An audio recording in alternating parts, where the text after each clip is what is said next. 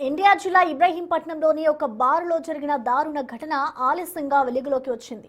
తుమ్మలపాలెం గ్రామానికి చెందిన కుప్పాల వీరాంజనేయులపై హైదరాబాద్కు చెందిన యువకులు విచక్షణరహితంగా దాడి చేశారు.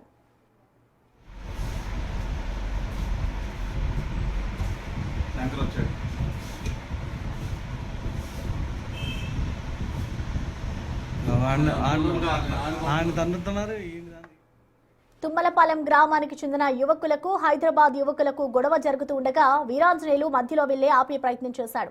దీంతో రెచ్చిపోయిన యువకులు వీరాంజనేయులుపై దాడి చేసి తీవ్రంగా గాయపరిచారు. ప్రస్తుతం ఆయన మంగళగిరి ఎయిమ్స్ లో చికిత్స పొందుతున్నారు. ఈ ఘటనకు సంబంధించిన సీసీటీవీ ఫుటేజ్ బయటకు రావడంతో స్థానికంగా కలకలం రేపింది.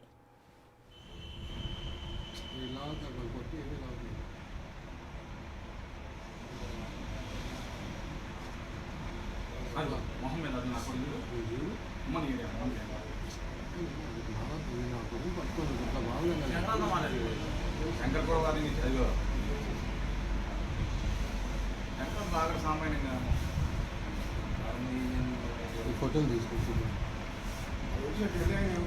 క్లారిటీ లేదమ్మా, వాళ్ళు బలమే కూర్చున్నారు కదా బ్యాక్ సైడ్ కెమెరాతో, అది తీస్తే వాళ్ళ క్లారిటీగా ఉంటుంది.